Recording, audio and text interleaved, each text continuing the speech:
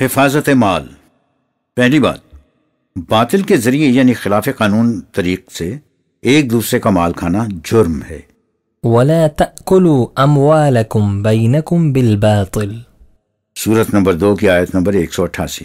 ارشاد خداوندی ہے یعنی ایک دوسرے کا مال باطل طریق سے مت کھاؤ، اور مزید سورت نمبر 4 اور 29 میں ہے۔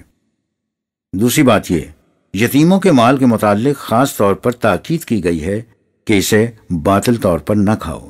سورت النساء میں ہے وَابْتَلُوا الْيَتَامَى حَتَّى إِذَا بَلَغُوا النِّكَاحَ فَإِنْ آنَسْتُمْ مِنْهُمْ رُشْدًا فَادْفَعُوا إِلَيْهِمْ أَمْوَالَهُمْ وَلَا تَأْكُلُوهَا إِسْرَافًا وَبِدَارًا أَنْ يَكْبَرُوا وَمَنْ كَانَ غَنِيًّا فَلْيَسْتَعْفِفْ وَمَنْ كَانَ فَقِيرًا فَلْيَأْكُلْ بِالْمَعْرُوفِ فَإِذَا دَفَعْتُمْ إِلَيْهِمْ أَمْوَالَهُمْ فَأَشْهِدُوا عَلَيْهِمْ وَكَفَى بِاللَّهِ حَسِيبًا۔ سورت نمبر 4 آیت نمبر 6۔ مزید سورت نمبر 6 آیت نمبر 153 اور سورت نمبر 17 آیت نمبر 34 میں بھی یہی مضمون ہے۔ اس آیت کا مفہوم یہ ہے، اور یتیموں کی بھی صحیح تربیت کرو اور ان کی جانچ پڑتال کرتے رہو کہ ان کی صلاحیتوں کی کس حد تک نشو و نما ہوتی ہے، حتیٰ کہ وہ نکاح کی عمر سن بلوغت تک پہنچ جائیں۔ یہی مضمون سورت نمبر 6 کی آیت 53، سن بلوغت کے لیے دیکھیے سورت نمبر 6 کی آیت نمبر 153، 17 کی 34 اور 40 کی 67۔ پھر اگر ان میں عقل کی پختگی نظر آئے تو ان کا مال انہیں واپس دے دو۔ اگر ایسی صورت نہ ہو تو پھر جیسا کہ سورت نمبر 4 کی آیت نمبر 5 ہے اس کے مطابق کرو، اور اس خیال سے کہ وہ اب سن بلوغت کو جلدی پہنچ جائیں گے اور ان کا مال انہیں واپس دینا ہوگا، فضول خرچی کر کے ان کا مال ہڑپ نہ کر جاؤ۔ باقی رہا ان کے مال کی حفاظت اور ان کی پرورش کا معاوضہ، سو تم میں سے جو ضرورت مند نہ ہو اسے کچھ نہیں لینا چاہیے، لیکن جو ضرورت مند ہو یعنی ان کی جائیداد کے انتظام کے لیے اسے جو وقت صرف کرنا پڑے، اس سے اس کی اپنی آمدنی پر اثر پڑتا ہو اور اس طرح وہ تنگ دست ہو جائے تو وہ قاعدے اور قانون کے مطابق حق الخدمت لے لیا کرے۔ لیکن جب تم ان کا مال ان کے سپرد کرنے لگو تو اس پر گواہ لے لیا کرو، اور حساب فہمی کے وقت اس حقیقت کو سامنے رکھو کہ تم یہ حساب خدا کو دے رہے ہو جو ظاہر اور پوشیدہ ہر بات سے واقف ہے، اس لیے ٹھیک ٹھیک حساب لے لینے والا ہے۔ تیسری بات، جس طریق سے مذہبی پیشوا لوگوں کا مال کھا جاتے ہیں وہ بھی جرم ہے۔ سورۃ التوبہ میں ہے يا أيها الذين آمنوا إن كثيرا من الأحبار والرهبان ليأكلون أموال الناس بالباطل ويصدون عن سبيل الله، سورت نمبر 9 آیت نمبر 34۔ مفہوم ہے، اے جماعت مومنین، ان کے علماء و مشائخ میں سے جنہیں یہ خدائی درجہ دیتے ہیں، اکثر کی یہ حالت ہے کہ وہ دوسروں کا مال ناحق کھا جاتے ہیں، اور ان کی انتہائی کوشش یہ ہوتی ہے کہ لوگ خدا کے راستے کی طرف نہ آنے پائیں، کیونکہ اس سے ان کی پیشوائیت اور اقتدار ختم ہو جاتا ہے۔ اصل یہ ہے کہ قرآن کریم کی روح سے جو شخص بجز معذورین خود محنت کر کے نہیں کماتا وہ دوسروں کا مال باطل طریق سے کھاتا ہے۔ اس میں سر فہرست مذہبی پیشوا آتے ہیں جو کچھ پیدا نہیں کرتے اور دوسروں کی کمائی پر زندگی بسر کرتے ہیں۔ اس کے بعد سرمایہ دار ہیں جو روپے کے بلبوتے پر دوسروں کی محنت کا محاصل لے جاتے ہیں۔ چنانچہ سورہ توبہ کی مندرجہ بالا آیت کے پہلے حصے میں مذہبی پیشواؤں کا ذکر ہے اور اگلے حصے میں سرمایہ داروں کا۔ اگر بنظر تعمق دیکھا جائے تو مذہبی پیشوائیت شدید ترین قسم کی سرمایہ داری ہے۔ سرمایہ دار پھر بھی اپنا روپیہ لگا کر اس پر کچھ وصول کرتا ہے۔ یہ لوگ بلا سرمایہ لگائے دوسروں کی کمائی ہتھیا لیتے ہیں، اسی لیے قرآن کریم نے اسے باطل ذریعہ معاش قرار دیا ہے۔ چوتھی بات، رشوت دے کر اپنے حق میں فیصلے مت لو۔ یہ مضمون سورہ بقرہ کی آیت نمبر 188 میں ہے۔ آیت کا پہلا حصہ پہلے درج کیا جا چکا ہے۔ پوری آیت اس طرح ہے، وَلَا تَأْكُلُوا أَمْوَالَكُمْ بَيْنَكُمْ بِالْبَاطِلِ وَتُدْلُوا بِهَا إِلَى الْحُكَّامِ لِتَأْكُلُوا فَرِيقًا مِّنْ أَمْوَالِ النَّاسِ بِالْإِثْمِ وَأَنْتُمْ تَعْلَمُونَ، سورت نمبر 2 آیت 188۔ مفہوم یہ ہے، اور دیکھو آپس میں ایک دوسرے کا مال ناجائز طریق سے نہ کھاؤ، یا اگر معاملہ عدالت تک جا چکا ہے تو ایسا نہ کرو کہ حکام کو رشوت دے کر ایسا فیصلہ لے لو جس سے دوسروں کا کچھ مال ناجائز طور پر تمہیں مل جائے، حالانکہ تم جانتے ہو کہ جو مال اس طرح حاصل کیا جائے اس کے نتائج کیا ہوا کرتے ہیں۔ ماپ تول پورا رکھو۔ سورہ انعام میں اصولاً کہا گیا ہے کہ وَأَوْفُوا الْكَيْلَ وَالْمِيزَانَ بِالْقِسْطِ، سورت نمبر 6 آیت نمبر 153، اور مزید سورت نمبر 7 آیت نمبر 85 اور سورت نمبر 17 آیت نمبر 35 میں بھی یہی مضمون ہے۔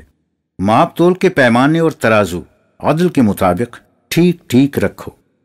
لیکن سورت التطفیف میں اس کی وضاحت اس طرح کی گئی ہے، وَيْلٌ لِّلْمُطَفِّفِينَ الَّذِينَ إِذَا اكْتَالُوا عَلَى النَّاسِ يَسْتَوْفُونَ وَإِذَا كَالُوهُمْ أَوْ وَزَنُوهُمْ يُخْسِرُونَ۔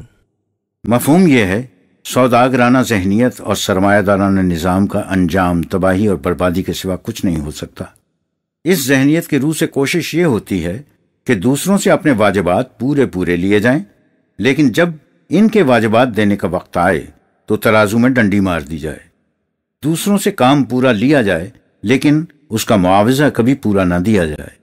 محنت کرنے والوں کو کم از کم دیا جائے اور خود زیادہ سے زیادہ کمایا جائے۔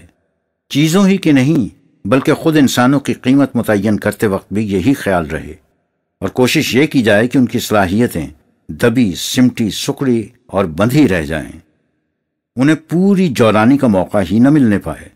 انہیں اتنا ہی ابھرنے دیا جائے جتنا سرمایہ لگانے والے کے لیے مفید ہو، انہیں اس سے زیادہ آزادی دی ہی نہ جائے۔ میسرہ، اس کے عام معنی جوا کیے جاتے ہیں، لیکن یہ ایک جامع اصطلاح ہے جس میں ہر ایسا مال آ سکتا ہے جو آسانی سے حاصل کر لیا جائے، یعنی جسے ہمارے ہاں بائیں ہاتھ کا کھیل کہا جاتا ہے۔ اس کا نقصان اس کے فائدے سے زیادہ ہوتا ہے۔ سورہ بقرہ میں ہے، يسألونك عن الخمر والميسر قل فيهما إثم كبير ومنافع للناس وإثمهما أكبر من نفعهما، سورت نمبر 2 آیت نمبر 219۔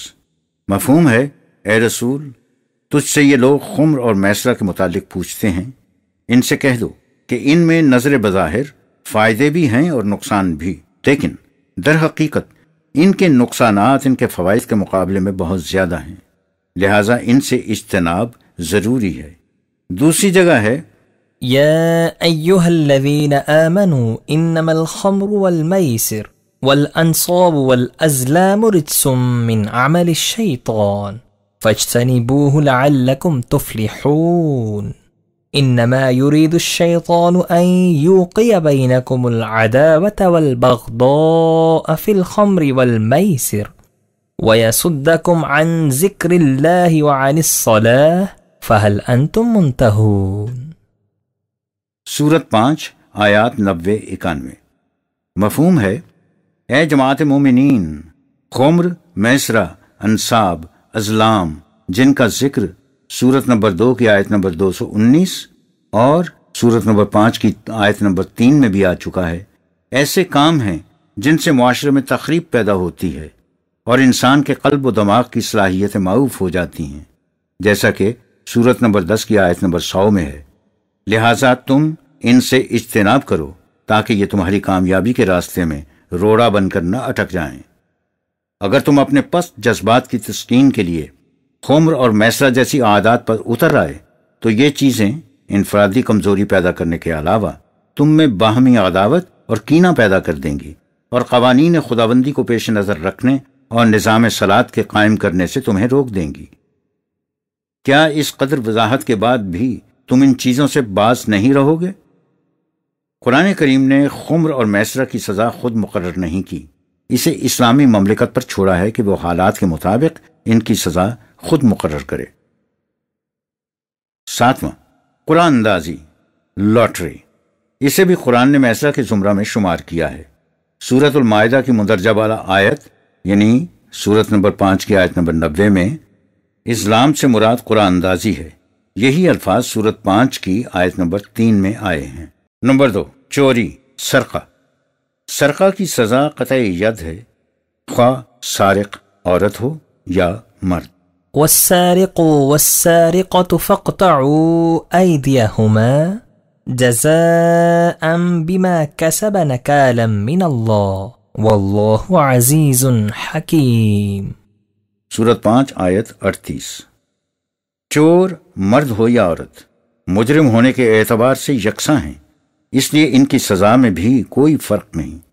اس کے لیے ایسا طریقہ اختیار کرنا چاہیے جس سے خود چور کے ہاتھ چوری کرنے سے رک جائیں اور دوسروں کے لیے بھی قانون خداوندی کی روح سے روک بن جائے، یعنی وہ مجرم کے لیے موجب اصلاح کیوریٹو ہو اور دوسروں کے لیے جرم سے اجتناب کا باعث پریونٹیو۔ لیکن اگر یہ دیکھو کہ پانی سر سے گزر چکا ہے اور یہ جرم عام ہو رہا ہے تو اس کی انتہائی سزا یہ بھی ہو سکتی ہے کہ چور کا ہاتھ کاٹ دیا جائے۔ بہرحال مقصد اس جرم کی روک تھام ہے، خواہ غلبہ و قوت سے ہو خواہ حسن تدبیر سے۔ عزیز حکیم میں یہ دونوں باتیں آ جاتی ہیں، لیکن اس کے ساتھ ہی کہا فمن تاب من بعد ظلمه وأصلح فإن الله يتوب عليه إن الله غفور رحيم۔ سورت 5 آیت نمبر 39۔ مفہوم یہ ہے مقصد چونکہ جرم کی روک تھام ہے، اس لیے جو شخص ارتکاب جرم کے بعد اپنے کیے پر نادم ہو اور اپنی اصلاح کر لینے کا یقین دلائے تو قانون خداوندی میں اس کے لیے معافی کی گنجائش رکھ دی گئی ہے۔ ایسے شخص کو سزا سے بھی محفوظ رکھا جائے گا اور عام سہولتوں سے بھی محروم نہیں کیا جائے گا۔ قطع ید سے مراد ہاتھ کو کاٹ کر الگ پھینک دینا ہی نہیں، اس کے معنی ہاتھوں کو محض زخمی کر دینا بھی ہے۔ سورت نمبر 12 آیت نمبر 31۔ یا نمبر 2 کسی کام سے روک دینا بھی، جیسے قطع لسان کے معنی کسی کو زبان درازی سے روک دینے کے ہوتے ہیں۔ خود سورت نمبر 5 کی آیت نمبر 38 میں اسے نکالم من اللہ کہا گیا ہے، یعنی خدا کی طرف سے روک۔ نوٹ: عنوان قتل کے نیچے جو نوٹ دیا گیا ہے اس کا اطلاق چوری پر بھی ہوگا، یعنی جس کے ہاں چوری ہوئی ہے اس کے نقصان کی تلافی حکومت کے ذمے ہوگی۔ نمبر 3 قرض کا لین دین لکھ لینا چاہیے۔ اس کے لیے قرآن کریم نے بڑی تفصیلی ہدایات دی ہیں کہ یہ تحریر کس قسم کی ہونی چاہیے اور اس کا طریق کیا ہو۔ دست بدست لین دین کی تحریر کی ضرورت نہیں۔ پہلی بات یہ ہے اسے کاتب لکھے۔ دوسری بات یہ ہے مقروض یا اس کا ولی اس کی املا کرائے۔ نمبر 3 یہ ہے 2 مرد گواہ ہوں، اگر 2 مرد نہ مل سکیں تو 1 مرد اور 2 عورتیں ہونی چاہیے۔ چوتھی بات کاتب یا گواہوں کو کسی قسم کی مضرت نہیں پہنچنی چاہیے۔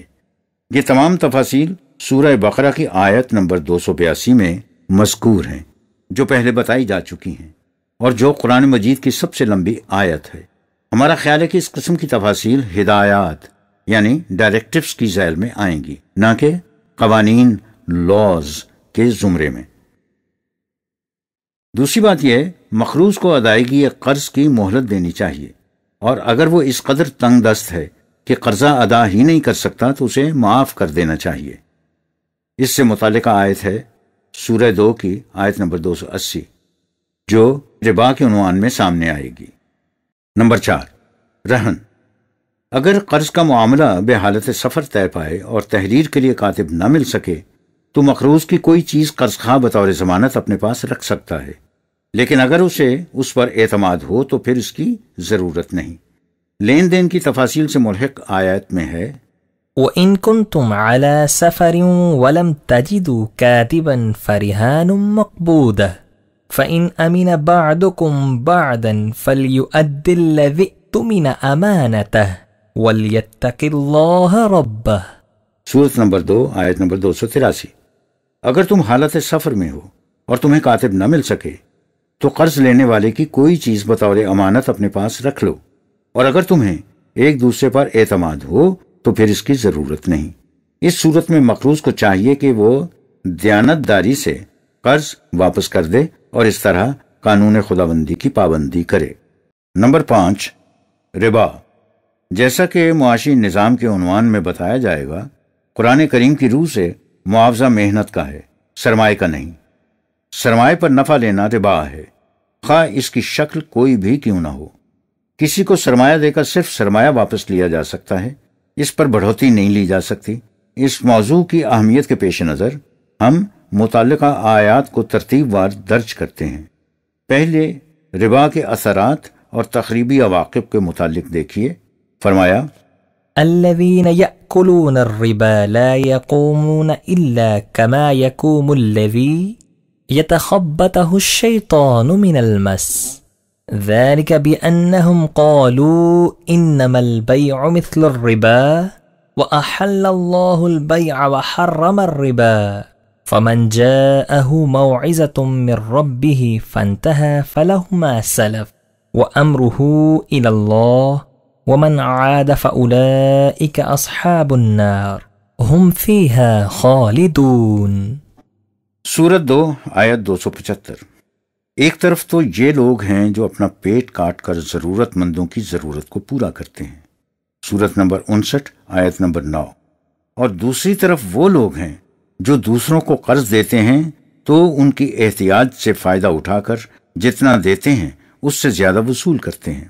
اس قسم کی ذہنیت رکھنے والے لوگوں کی حالت یوں سمجھو جیسے کسی کو سانپ نے ڈس لیا ہو اور وہ دیوانہ وار ادھر ادھر بھاگتا پھرے، یعنی ہوس زر ان کے سینے میں آگ لگا دیتی ہے جس سے وہ ہر وقت مضطرب و بے قرار رہتے ہیں۔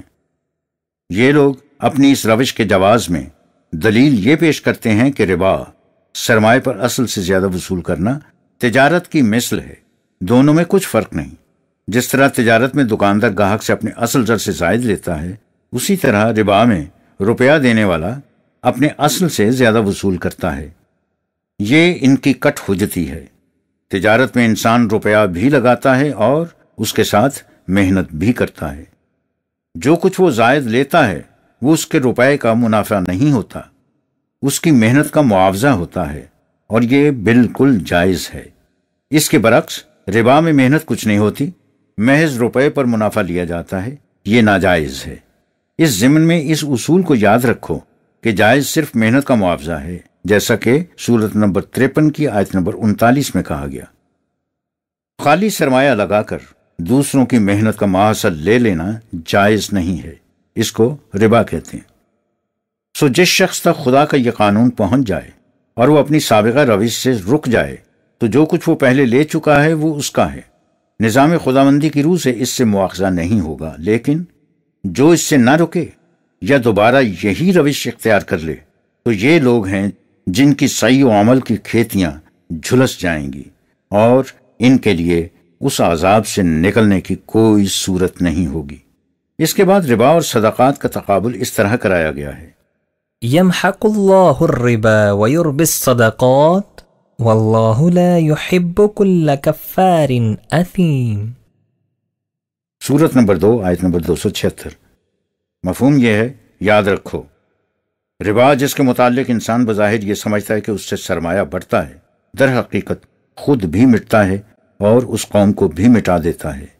اس کے برعکس جو کچھ دوسروں کی نشو و نما کے لیے دیا جاتا ہے اور جس کے متعلق بظاہر یہ سمجھا جاتا ہے کہ اس سے سرمایہ میں کمی آ جاتی ہے، خود بھی بڑھتا ہے اور اس قوم کے بڑھنے، پھولنے، پھلنے کا ذریعہ بھی بنتا ہے۔ ربا سے یہ ذہنیت عام ہو جاتی ہے کہ جہاں تک ہو سکے سامان زیست کو لوگوں سے چھپا کر رکھا جائے تاکہ وہ اس کے محتاج ہوں اور قرض لینے پر مجبور، اور قرض دینے والا ان کی محنت کی کمائی پر عیش اڑائے۔ اس سے انسان کی قوت عمل مفلوج ہو جاتی ہے اور وہ سفر زندگی میں آگے بڑھنے کے قابل نہیں رہتا، لہٰذا نظام سرمایہ داری کی حامل قوم تباہ و برباد ہو کر رہتی ہے۔ وما آتيتم من ربا ليربو في أموال الناس فلا يربو عند الله وما آتيتم من زكاة تريدون وجه الله فأولئك هم المضعفون۔ سورت نمبر 30 آیت نمبر 39۔ مفہوم یہ ہے، یاد رکھو جو کچھ تم دوسروں کو اس لیے دو کہ اس کے بدلے میں تمہیں ان کے مال و دولت میں سے اس سے زیادہ ملے جو تم نے انہیں دیا ہے، تو ہو سکتا ہے کہ اس سے تمہیں تمہارے حساب کے مطابق کچھ زیادہ مل جائے، لیکن قانون خداوندی کی روح سے اس سے تمہارے مال و دولت میں کچھ اضافہ نہیں ہوگا۔ یہ تمہیں اس لیے اضافہ نظر آتا ہے کہ تم انفرادی طور پر حساب کرتے ہو۔ اگر تم پوری انسانیت کو سامنے رکھ کر غور کرو تو تم دیکھ لو گے کہ یہ اضافہ نہیں ہے۔ اس کے برعکس جو کچھ تم اس لیے دو کہ اس سے دوسروں کی نشو و نما ہو جائے اور اس میں تمہیں کسی قسم کے ذاتی معاوضے کا خیال نہ ہو، بلکہ تم یہ اس لیے کرو کہ اس سے تمہاری زندگی قوانین خداوندی سے ہم آہنگ ہو جائے، تو یہ وہ لوگ ہیں جن کے دیے ہوئے مال میں فی الحقیقت اضافے ہوتے ہیں۔ سورہ نمبر 3 کی آیات 275 276 اور اس کے علاوہ سورہ نمبر 3 کی آیت 129 اور سورہ 74 کی آیت 6۔ ربا کو حرام قرار دینے کے بعد سابقہ معاملات کے متعلق فرمایا، يا أيها الذين آمنوا اتقوا الله وذروا ما بقي من الربا إن كنتم مؤمنين۔ سورت نمبر 2 آیت نمبر 278۔ مفہوم یہ ہے، اے جماعت مومنین، تم قوانین خداوندی کی نگہداشت کرو اور ربا میں سے جو کچھ کسی کے ذمہ باقی رہ گیا ہے اسے معاف کر دو، تمہارے ایمان کا یہی تقاضا ہے۔ یہاں مومن ہونے کی شرط یہ بتائی ہے کہ ربا کے بقایا کو چھوڑ دینا ہوگا۔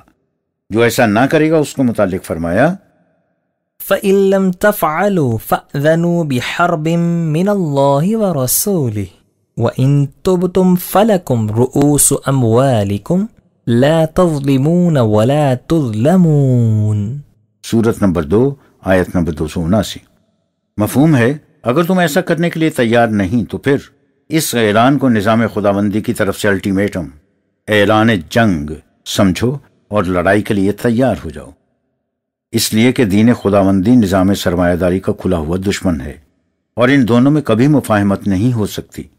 اگر تم اس روش سے باز آ جاؤ تو تم اپنا اصل زر واپس لے سکتے ہو، تاکہ نہ تم پر کوئی زیادتی ہو نہ مقروض پر۔ اس سے اس جرم کی سنگینی کا اندازہ لگایا جا سکتا ہے، یعنی ربا کے نظام کو اسلامی نظام کے خلاف بغاوت کے مماثل قرار دیا گیا ہے۔ یہ دونوں ایک دوسرے کی ضد ہیں اور یکجا نہیں رہ سکتے۔ اس کے بعد کہا، وَإِن كَانَ ذُو عُسْرَةٍ فَنَذِرَةٌ إِلَى مَيْسَرَةٍ وَأَن تَصَدَّقُوا خَيْرٌ لَكُمْ إِن كُنتُمْ تَعْلَمُونَ۔ سورت 2 آیت نمبر 280۔ اگر مقروض تنگ دست ہے تو اسے اتنی مہلت دو کہ وہ قرض بسہولت ادا کر سکے، اور اگر تم اسے بالکل ہی معاف کر دو تو یہ تمہارے لیے بہت اچھا ہے، بشرطے کہ تم دور رس نگاہ سے دیکھ سکو کہ اس میں کس قدر اجتماعی مفاد مضمر ہے۔ سورہ آل عمران کی ایک آیت خاص طور پر غور طلب ہے۔ اس میں کہا گیا ہے، يا أيها الذين آمنوا لا تأكلوا الربا أضعافا مضاعفة واتقوا الله لعلكم تفلحون واتقوا النار التي أعدت للكافرين۔ سورت نمبر 3 آیت نمبر 129 اور 130۔ اس آیت میں جو کچھ کہا گیا ہے کہ لا تاکلوا الربا ضعافا مضاعفۃ، تو ہمارے ہاں اس کے عام طور پر معنی کیے جاتے ہیں دگنا چوگنا، یعنی سود در سود، اور مفہوم یہ لیا جاتا کہ اس سے سود مرکب سے منع کیا گیا ہے۔ یہ معانی قرآن کی بنیادی تعلیم کے خلاف ہیں۔ اس کی بنیادی تعلیم یہ ہے کہ محض سرمائے پر ہر قسم کی بڑھوتری حرام ہے، خواہ اس کی شکل کوئی بھی کیوں نہ ہو۔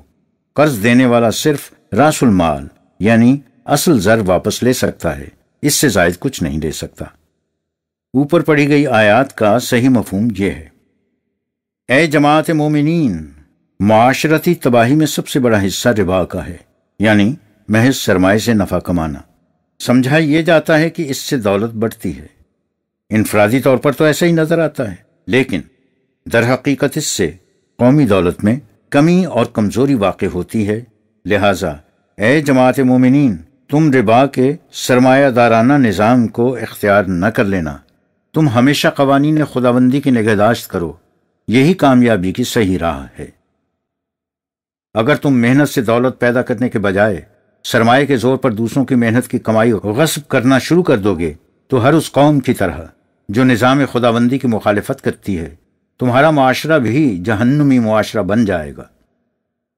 قرآن کریم نے بتایا ہے کہ یہودیوں کی تباہی کے اسباب میں سے ایک سبب ان کا ربا کا نظام بھی تھا۔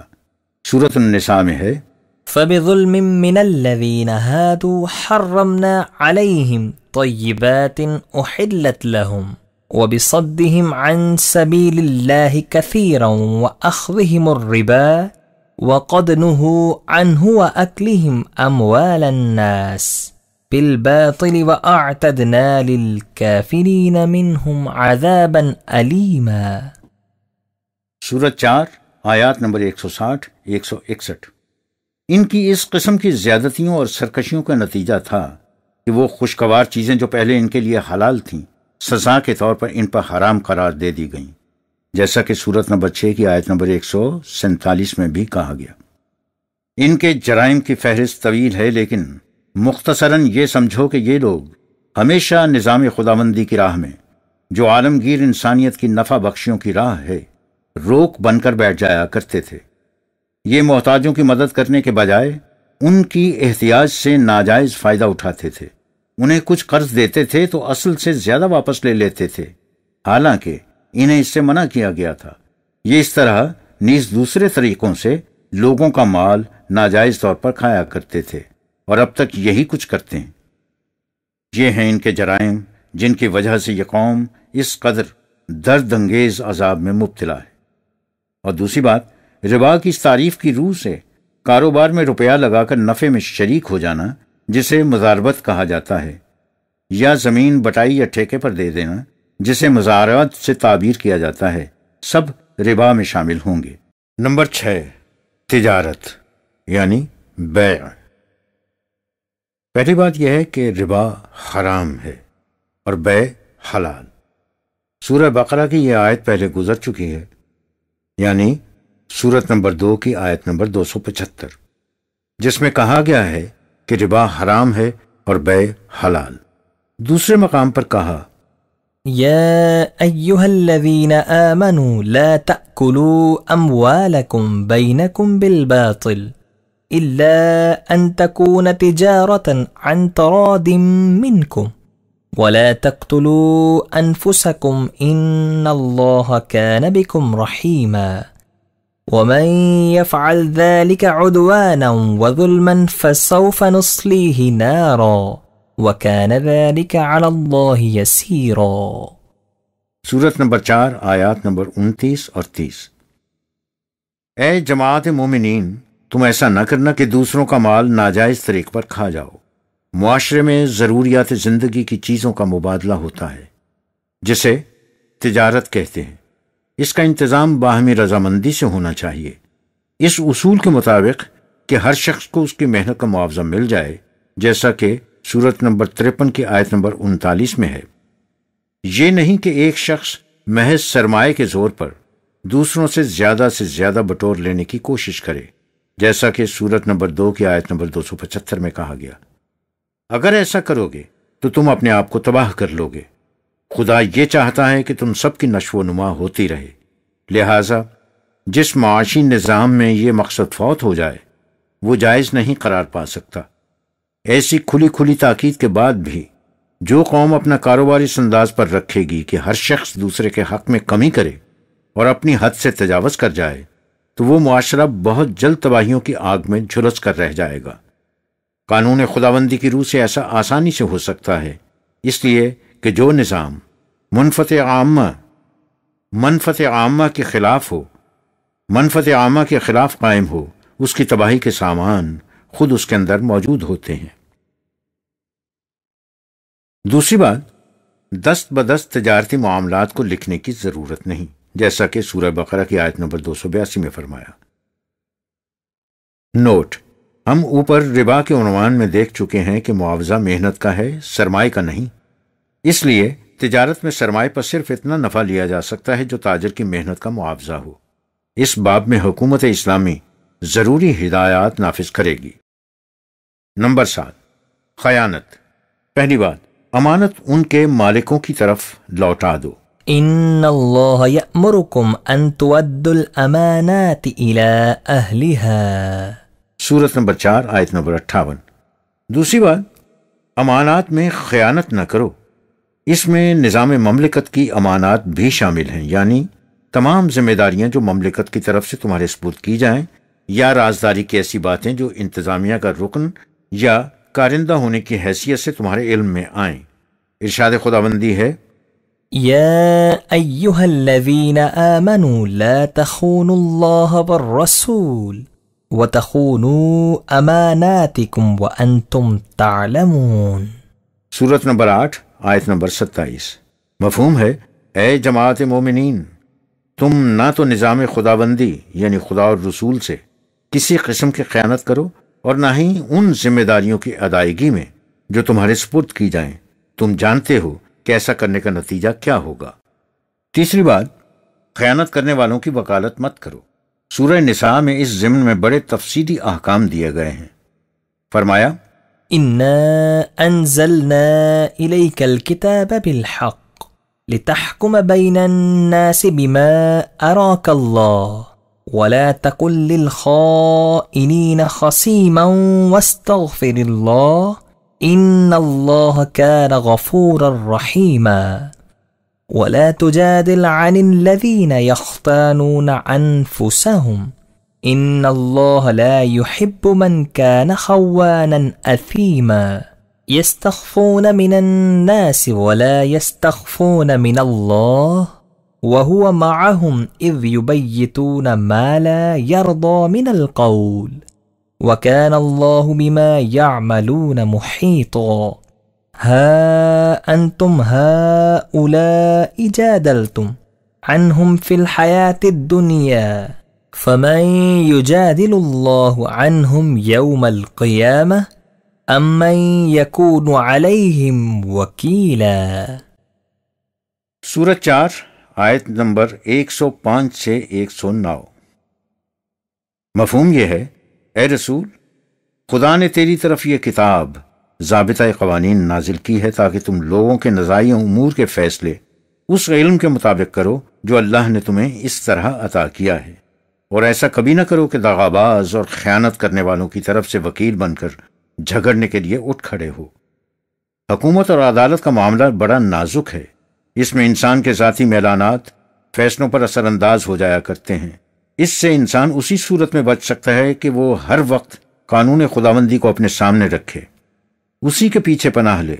تم اس طرح اپنی حفاظت کا سامان طلب کرتے رہو۔ قانون خداوندی میں ایسی حفاظت اور مرحمت کا پورا انتظام ہے۔ اس بات کو پھر سمجھ لو کہ جو لوگ ایک دوسرے سے یا خود اپنی ذات سے خیانت کرتے ہیں، ان کی طرف سے وکیل بن کر جھگڑنے کے لیے اٹھ کھڑے ہو۔ خیانت کرنے والا سمجھتا ہے کہ اس سے اسے کچھ مل گیا ہے، حالانکہ اس سے اس کی ذات میں ایسی کمزوری آ جاتی ہے جس سے اس کی انسانی صلاحیتیں مضمحل ہو کر رہ جاتی ہیں۔ اسی کو خود اپنی ذات سے خیانت کہتے ہیں۔ سو ایسے لوگ قانون خداوندی کی نگاہ میں کیسے پسندیدہ قرار پا سکتے ہیں؟